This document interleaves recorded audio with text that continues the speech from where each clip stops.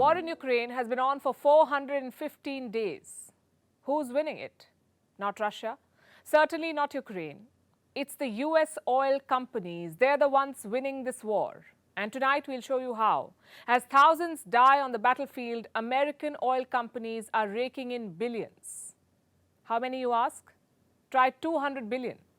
And this is just in profits. US oil companies have reaped $200 billion in pure profits. The war in Ukraine shook up the energy market because the West, led by the US, sanctioned Russian oil supplies, Russian energy supplies. They restricted Russian oil and gas supplies. And US companies were the clear beneficiaries of this. We're talking about data from November 2022. That was more than 4 months ago. The earnings are still on. They're still milking this war and sharing the spoils. Oil companies are cutting big checks to their executives. Case in point, ExxonMobil. It's one of the world's biggest energy companies. Its chief executive is a man called Darren Woods. He's just got a pay raise. A dream increment, if you ask me. Woods got a salary hike of 52%. So now his salary will be almost $36 million. That's close to 300 crore rupees, the salary of a CEO. Plus there's a bonus and stock rewards. And there's a hike there too. An 80% hike, 80%. So his bonus and stock rewards will go up by 80%. And it's not like ExxonMobil is hiding any of this. The company says the bumper pay for Woods was quote-unquote reflective of record earnings and stock price performance. In other words, they're making big money. So let's pull up those numbers. Let's look at how ExxonMobil has been doing. In 2022, the company made $56 billion in profits. That's $6.3 million every hour in profits. I'll repeat that, $6.3 million every hour in profits. The shares of the company have outperformed its peers, and that too by a wide margin. They climbed by 160% last year. This is so brazen that even the US president had to speak out. Joe Biden said ExxonMobil is making more money than God. He said the profiteering by oil companies was outrageous. Oil companies' record profits today are not because they're doing something new or innovative. Their profits are a windfall of war. The windfall from the brutal conflict that's ravaging Ukraine and hurting tens of millions of people around the globe. But ExxonMobil is not the only company. Other major oil producers are also minting money, like Chevron. That's another major US oil producer, also the main rival of Exxon. Chevron made a record $36.5 billion. The European peers are making big profits too, like Shell. Shell announced its biggest profits in history. This company, Shell, has been around for 115 years. And last year, they made their biggest profits ever. Profits worth $39.9 billion. British giant BP was not too far behind. It has reported $27.7 billion in profit. And these are all big numbers. They confirm what the world has known for a while. Oil companies capitalize on instability, and they are profiting from pain. American oil companies are masters of this art. Time and again, as the American war machine enters conflicts, American oil companies take home big checks. You may remember the war in Iraq. The US went to war in Iraq by selling a lie. They said Iraqi dictator Saddam Hussein had WMDs, weapons of mass destruction, and that they pose a threat to the world. So America invaded Iraq ostensibly to save the world and bring democracy. As it happened, they only helped themselves. Iraq was devastated. Saddam Hussein was killed. The Americans did not find any weapons of mass destruction, but they did find lots of oil. After the invasion, a slew of American oil companies rushed to Iraq, from ExxonMobil to Chevron and Halliburton. They all got a share of the loot. They all got access to Iraq's oil. And in the years since, American officials have admitted this. They've confirmed that the war was only about Iraq's oil. I have some statements. The first one is from General John Abizadeh.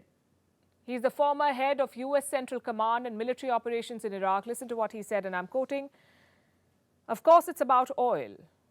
We can't really deny that." Next, we have Alan Greenspan, the former chairman of the US Federal Reserve.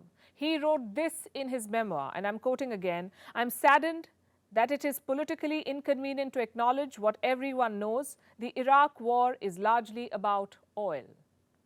Then there's Chuck Hagel, a former US Defense Secretary. This is what he said: "People say we're not fighting for oil. Of course we are." He said it in as many words: Iraqi lives are just collateral damage. And this story is not over. It's repeating itself in Ukraine.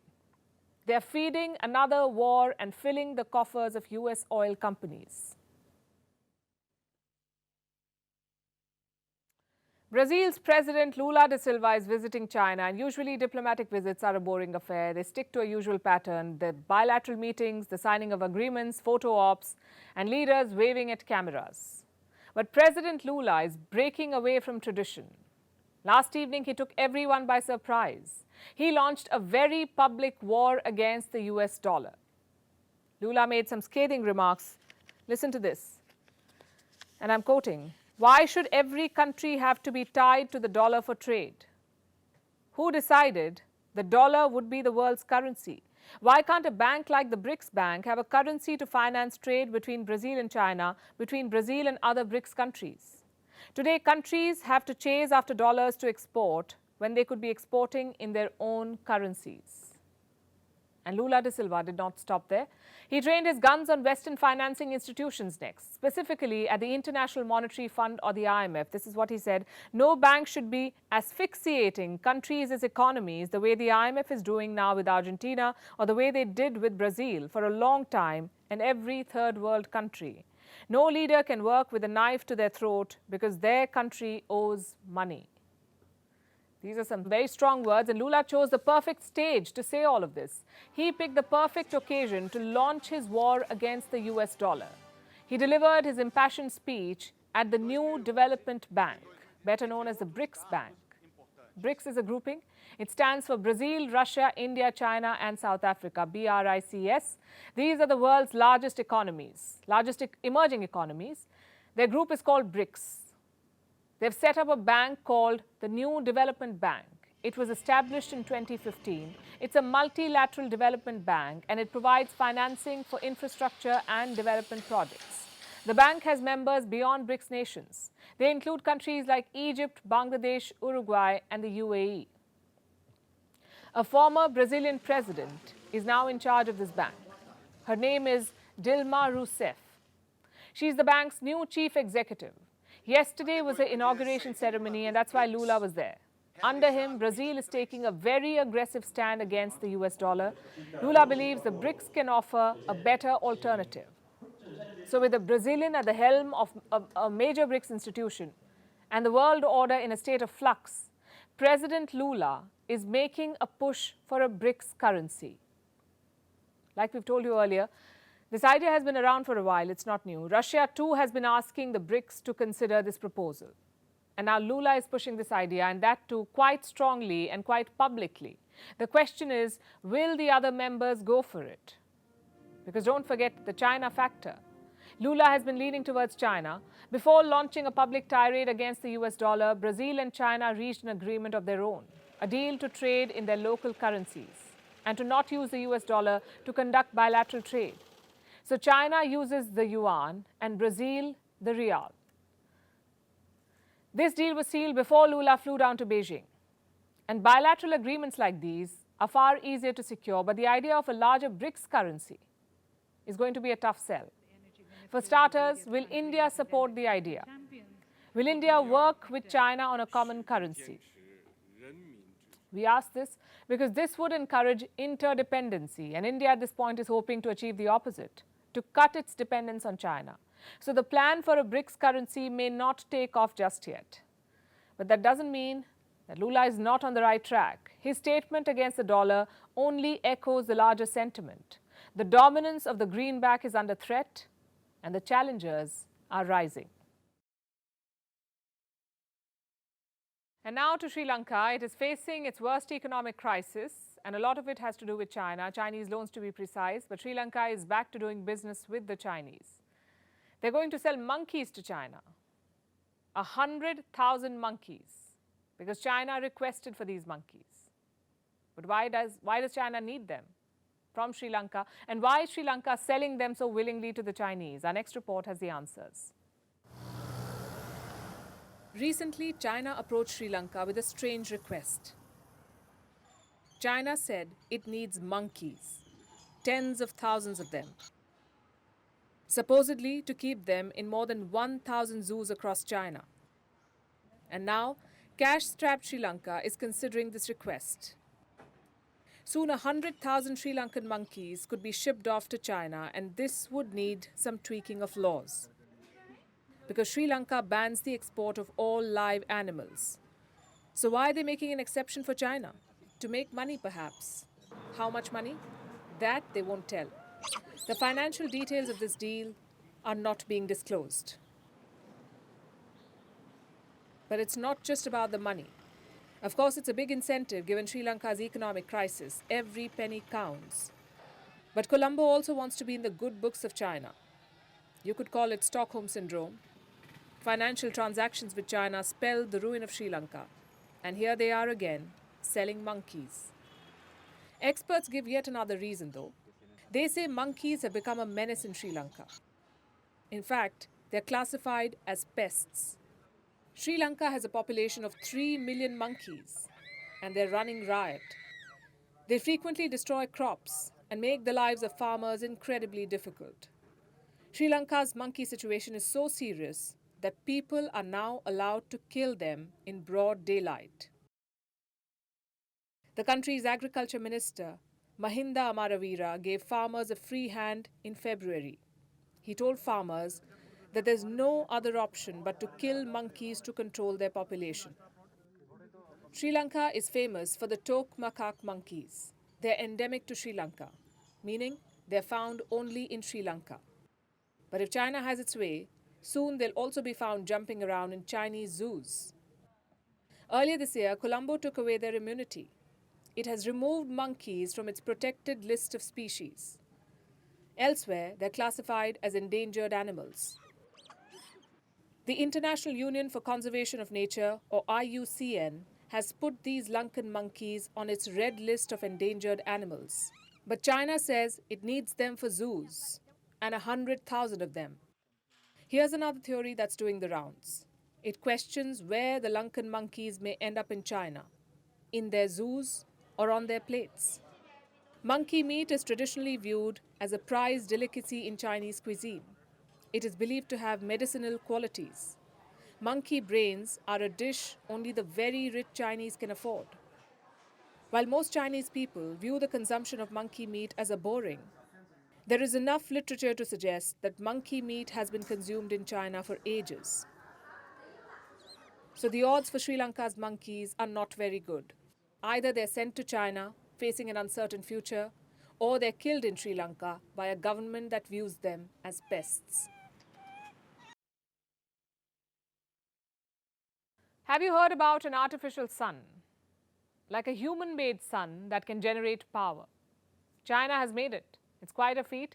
China's artificial sun has broken a world record. It's been able to produce power by fusion for a full 7 minutes. Fusion is the joining of two atoms. When they combine, they produce a lot of energy. And this is the energy that powers the sun and stars. Now it's being created in a Chinese lab, and they're not the only ones working on it. Fusion power can change the world. It may sound like science fiction, but it's being developed as we speak. Our next report tells you more. It seems the world is revolving around artificial suns. From scientists to movie enthusiasts, people can't stop talking about them. Do you remember Dr. Octopus from Spider-Man? He created an artificial sun, but when it got out of control, so did he. Hopefully, real-life artificial suns won't be creating any supervillains. In fact, they might be the hero we've been waiting for. So what is an artificial sun? It's a huge machine which is capable of creating huge amounts of power. It takes hot plasma, which is a blazing combination of gases, and further heats it up to above 100 million degrees Celsius. To give you a rough idea, that's 10 times hotter than the core of the sun. This kind of heat is held in for as long as possible. That's when loads of energy is released. Hopefully, one day scientists will be able to harness it And we'll get to why that's important. But first, let's talk about a new feat in this technology. China has broken a record. More specifically, the Experimental Advanced Superconducting Tokamak, or EAST, has. It was able to confine the superhot plasma and keep its power high and stable for a whopping 403 seconds. That's about 7 minutes. It's quite the task, about 4 times the previous record of 101 seconds. This record was also held by China. It was set in 2017. So now, not only have previous records been shattered, the world has gotten close to making fusion reactors even better. They use the same science as what happens on the sun, and it can give immense amounts of energy. Fusion is taking two small atoms and putting them together. And in terms of the practicality of building a power plant, fusion has a number of advantages. It's much more inherently safe. Fusion power is safe and clean. It doesn't produce radioactive byproducts. It doesn't even have harmful carbon emissions. It's also a near limitless energy source, so it can help us move away from fossil fuels. The materials used to make it are in abundance on Earth. So fusion is one of those technologies which, if it could be harnessed, could be scaled up rapidly, to be deployed worldwide by 2050. And could make a very big difference to climate, to carbon emissions and therefore to climate change from 2050 onwards. So this is clearly an exciting time for green energy. That's why many artificial suns are being tinkered with. I think this is a very exciting time. People have been working on fusion for many decades. There's many milestones that are being reported in the last few years. Last year, South Korea created an artificial sun. The world is also building its biggest artificial sun in France, with inputs from India, China, US, Europe, Japan, Russia, and South Korea. It's reportedly the most expensive science project of all time. The world is collectively working towards fusion energy. This welcomes huge possibilities. And fusion experts say it won't be long before the world gets its unlimited source of energy.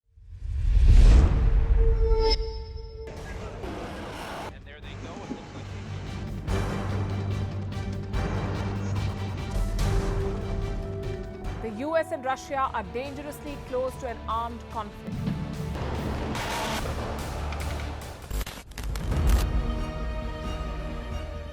This year, 2023, New Delhi will be the capital of global diplomacy. For a country as diverse as ours, with 88% of the population illiterate, it was a very big deal to write a constitution, and that too, the world's largest. Meanwhile, if we may, here's a Republic Day gift from India for the BBC. A list of suggestions for the BBC for their upcoming documentaries. Number 1, the Kohinoor and the colonial loot. Number 2, an outdated monarchy and unhealthy obsession with the royals. Number 3, racism in 2023. We're waiting.